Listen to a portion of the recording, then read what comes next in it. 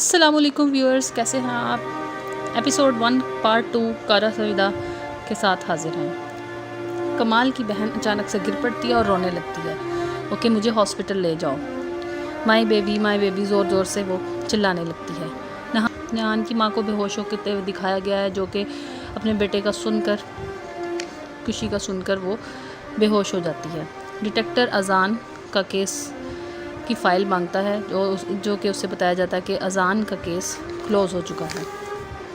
लैला की बहन बुल्दान, जो कि बहुत ही गम में होती है, वो उसका इंतज़ार कर रही होती है और रोती है, और फिर दोनों लैला के घर चली जाती हैं। लैला उसको कहती है कि आओ घर चलें। इस तरह फिर निहान और उसकी मदर और साथ उसकी आंटी लैला, वो तीनों लैला के घर चले जाते हैं। और निहान सोचती है कि एक दिन हम भी ऊपर आसमान की तरफ देखकर सोचती है कि एक दिन हम भी अजान और अपने फादर के पास जाएंगे। आमिर को होश आ जाता है और वो अपने बाप से बात कर रहा होता है और वो निहान के बारे में पूछता है कि निहान किधर है, लेकिन उसका बाप उससे कहता है कि उसे जाने दो। लेकिन आमिर उसको कहता है, अपने बाप को कहता है कि मैं उसे जाने नहीं दे सकता। निहान को कॉल करता है। कमाल को जेल में दिखाया गया है कि वो जेल में बहुत ही मायूसी के अंदाज में मायूसी से दिन गुजार रहा होता है, और जेल में कमाल को जेल में मारने के लिए कोई आता है और वो उसे पकड़ लेता है और उसे कहता है कि आइंदा ये हरकत ना करना।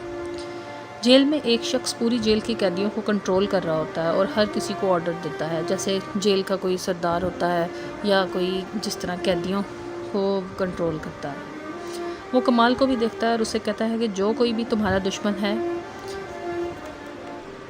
वो जेल में भी तुम्हें फॉलो कर रहा है, जेल में भी तुम्हें चैन से नहीं बैठने देगा और तुम्हें तकलीफ़ पहुंचाने से बाज नहीं आएगा। कमाल की हेल्प करता है, जिससे कमाल उसको कहता है कि उसका शुक्रिया अदा करता है।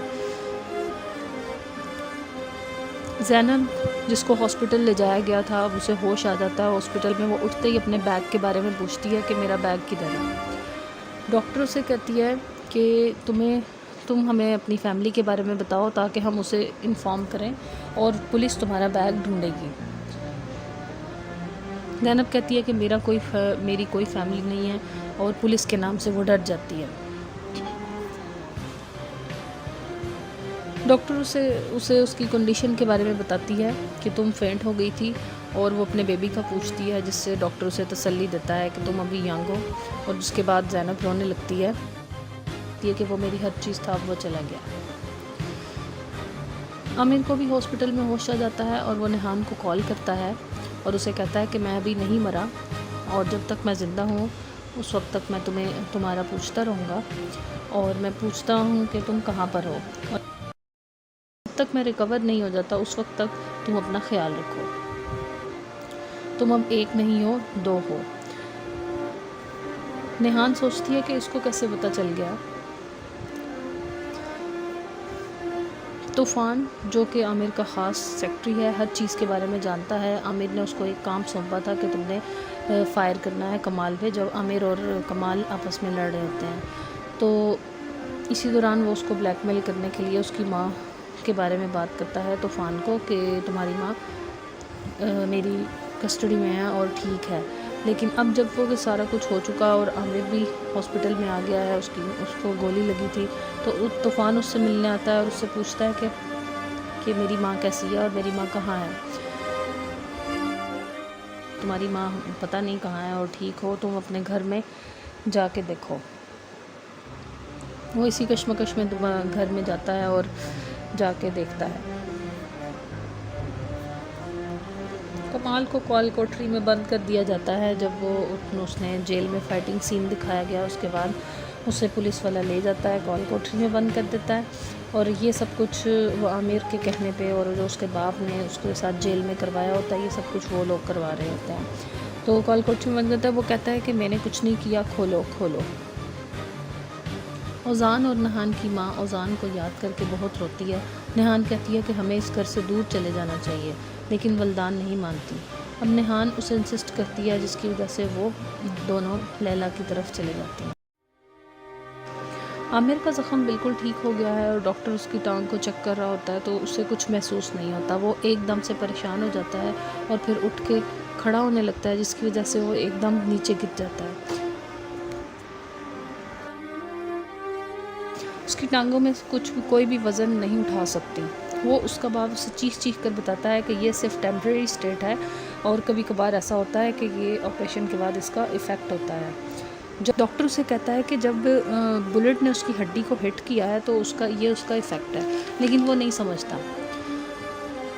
डॉक्टर उसको और एक्सप्लेन करता है कि बुलेट जो है, जो गोली तुम्हें लगी थी, तुम्हारे पेट से होती हुई स्पाइन में स्टक हो गई है और हमने तुम्हारे बाप के डिसीजन के मुताबिक उसको वहीं रहने दिया, स्पाइन में ही रहने दिया।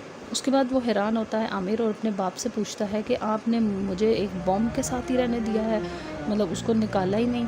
इसका बाप कहता है कि इसके अलावा और कोई चॉइस नहीं थी, तुम्हारी ज़िंदगी बचाने के लिए मेरे पास और कोई चारा नहीं था। लेकिन आमिर बोलता है कि मैं कमाल के सामने इस तरह की ज़िंदगी नहीं गुजार सकता और मुझे अब उसी तरह ही रहना पड़ेगा।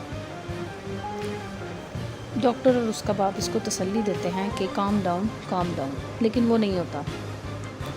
तारिक और असू ज़ैनब के बारे में बात कर रहे होते हैं कमाल के घर, और वो कमाल की माँ से पूछती है कि ज़ैनब किधर है। अब ज़ैनब का दिखाया गया है कि ज़ैनब को पुलिस स्टेशन में ये लोग मिलने जाते हैं और ज़ैनब को डिटेक्टर मिलता है। वो ओज़ान की ख़ुदकुशी के बारे में ज़ैनब से पूछता है और ज़ैनब घबरा जाती है और उसके बारे में बात नहीं करती।